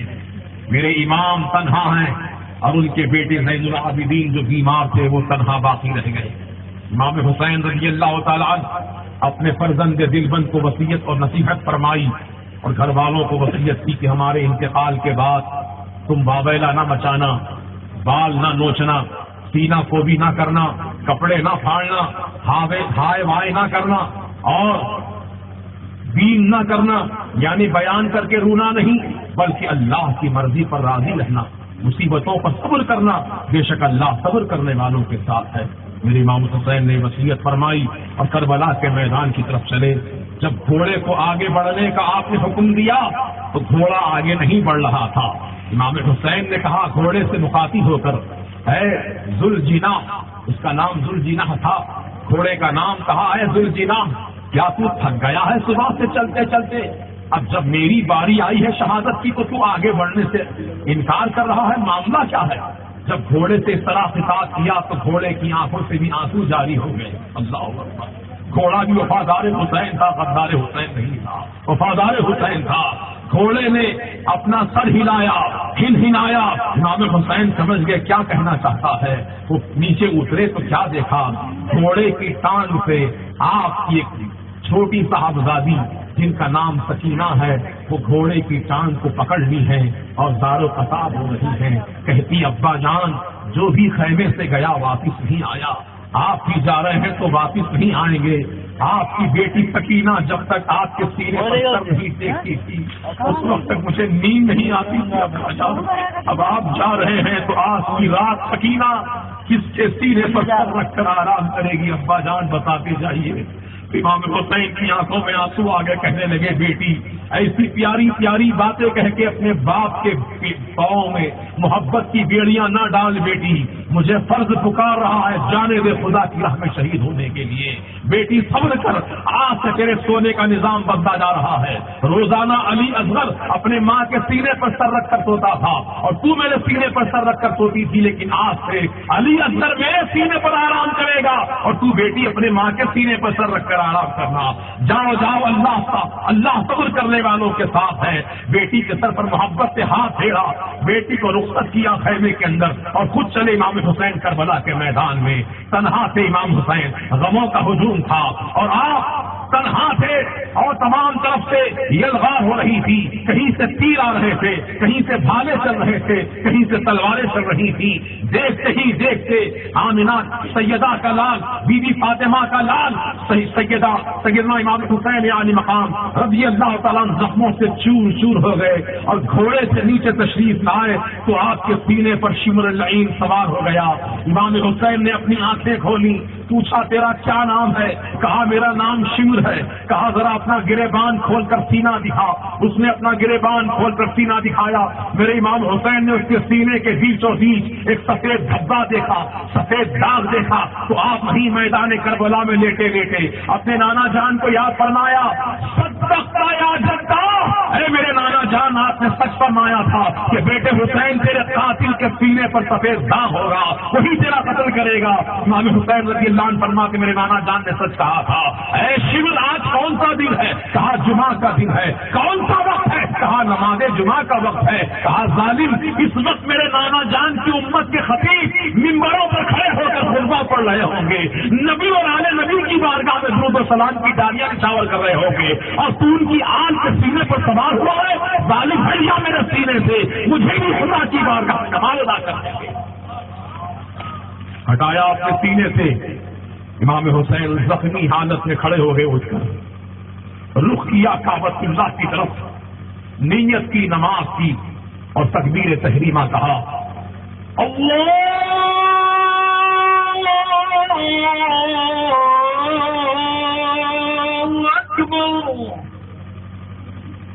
میدان کربلا میں سناٹا چھا گیا. یہ کیسا عاشق الہی بندہ ہے, یہ کیسا عاشق رسول ہے, غموں کے سمندر میں ڈوبا ہوا ہے لیکن پھر بھی نماز ادا کر رہا ہے. لاشیں لگاتار پڑی ہیں, 72 لاشیں لگی ہیں سامنے, پھر بھی نماز ادا ہو رہی ہے, اور خود اچھی حالت میں نہیں, زخمی حالت میں ہے. ایک تیر آیا, پیشانی کو لگا, پیشانی سے خون کا فوارہ نکلا. ایک تیر آیا, سینے میں لگا, سینے سے خون کا فوارہ نکل اٹھا. ایک تیر آیا, پھسوی میں لگا. میرے ایمان کا پورا جسم زخموں سے چھنی ہو چکا تھا, لیکن نماز خدا کی بارگاہ میں ادا ہو رہی ہے. پہلی رکعت کا پہلا سجدہ تھا کہ ظالم شمر لعین نے آپ کی گردن انور پر تلوار کا ایسا وار کیا کہ امام حسین کی جسم پاک سے روح انور جدا ہو گئی. آپ کا سر آپ کے تن سے جدا ہو گیا. حالت سجدہ میں آپ نے شہادت کا جام نوش کیا. امام حسین شہید ہو گئے. انا للہ و انا الیہ راجعون. امام حسین کا سر کٹنے کے بعد ظالموں نے آپ کے سر کو نیزہ چھپو کر اٹھا دیا. امام حسین کا سر نیزے پر بلند کر دیا گیا. دیکھنے والی نگاہوں نے دیکھا کہ میرے امام حسین کی نگاہیں زمین کی طرف جھکی ہوئی تھی, جبکہ ہر مرنے والا اوپر دیکھتا ہے, چاہے کوئی آدمی ہو. جب اس کی موت ہوتی ہے تو اس کی آنکھیں اوپر دیکھتی ہیں, آسمان کی طرف دیکھتی ہیں, لیکن حسین کی نگاہیں اوپر نہیں دیکھ رہی تھی, زمین کی طرف جھکی ہوئی تھی. کسی نے پوچھا ہے حسین زمین کی طرف کیا دیکھ رہے ہو؟ سر کٹنے کے بعد بھی زمین کی طرف نگاہیں جھکی ہیں. ارے ہر مرنے والا اوپر دیکھتا ہے, تم نیچے کیا دیکھ رہے ہو؟ تو کٹے ہوئے سر سے آواز آئی, ظالموں نے مجھ کو پہلی رکعت کے پہلے سجدے میں شہید کر دیا. اب میں زمین کی طرف اس لیے دیکھ رہا ہوں کہ موقع ملے تو دوسرا سجدہ بھی ادا کر لوں تاکہ رکعت مکمل ہو جائے. اللہ نعرہ تکبیر, نعرہ رسالت, نعرہ رسالت, جشن حسین اعظم, حسین کا دامن. سر کٹانے کے بعد بھی سر جھکانے کی دل میں سر میں تمنا ہے. اے میرے ایمان والے ساتھیوں, اے میرے حسین پاک کے چاہنے والے غلاموں, آج ہم الحمدللہ زندہ سلامت ہیں. ہماری آل اولاد سلامت ہے, ہمارے کاروبار سلامت ہیں. تم کاروبار میں, بیوی بچوں میں, کاروبار میں, کھیتی باڑی میں اتنے منہمک نہ ہو جاؤ کہ نماز کا وقت آتا جائے اور تم نماز سے غافل رہو. نہیں, جب جب تم کو مسجد سے بلاوا آئے,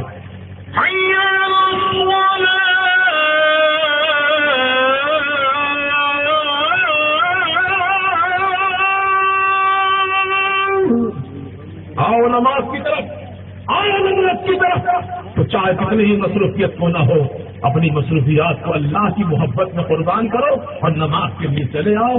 اللہ کے گھر کو آباد کر دو, اللہ کی بارگاہ میں پیشانی جھکا دو. اللہ تعالیٰ تم کو سربلندی عطا فرمائے گا, کامیابی عطا فرمائے گا. اور اپنے اپنے علاقوں میں سنت کو مستحکم کرو, عشق مصطفیٰ کا پیغام گھر گھر پہنچاؤ. جیسے بارش کا پانی گھر گھر پہنچتا ہے, ایسے میرے اعلیٰ حضرت کا پیغام گھر گھر پہنچاؤ. اے سنیو, اپنے اپنے گاؤں میں, اپنے اپنے دیہاتوں میں سنیت کو مضبوط بناؤ اور وہابیت کے لیے دروازے بند کر دو, نزدیت کے لیے دروازے بند کر دو. تمہارے دروازے جب کھلے رہتے ہیں تو کتا اس دروازے میں گھس جاتا ہے, جب تمہارا دروازہ بند رہے گا تو کتا اندر نہیں آ سکتا ہے. تو نزدیت, وہابیت اور نزدیت اور یزیدیت کے کتے جو ہماری بستیوں میں گھسنا چاہتے ہیں, ہماری آبادیوں میں گھسنا چاہتے ہیں, تم موقع دے رہے ہو اس لیے گھس رہے ہیں. اگر تم سب کے سب متحد ہو کر زنجیر بنا لو اور متحد ہو کر کھڑے ہو جاؤ تو کسی بھی ظالم کی مجال نہیں ہوگی کہ تمہاری آبادی میں داخل. تو اپنے اندر ہمت و جرأت کر جاتا, تم اکیلے نہیں ہو, رسول پاک تمہارے ساتھ ہے. تم اکیلے نہیں ہو, صدیق اکبر رضی اللہ عنہ تمہارے ساتھ ہے, فاروق اعظم رضی اللہ عنہ کی حمایت تمہارے ساتھ ہے, سیدنا عثمان غنی تمہارے ساتھ ہے, سیدنا مولا علی مشکل کشا تمہارے ساتھ ہے, صحابہ کی محبت عظمت تمہارے ساتھ ہے, غوث اعظم کی نصرت تمہارے ساتھ ہے, غریب نواز کی نصرت تمہارے ساتھ ہے, اعلیٰ حضرت کا فیضان تمہارے ساتھ ہے, محبوبہ ماہر کا فیضان تمہارے ساتھ ہے, حاجی ملنگ بابا کا فیضان تمہارے ساتھ ہے, اللہ والوں کا فیضان تمہارے ساتھ ہے. تم گھبراؤ مت, مسلمانوں خدا کی شان باقی ہے, ابھی اسلام زندہ ہے, یہ قرآن باقی ہے. یہ ظالم کیا سمجھتے ہیں جو دل میں ہنستے ہیں, ابھی تو کربلا کا آخری میدان باقی ہے. وآخر دعوانا الحمدللہ رب العالمین.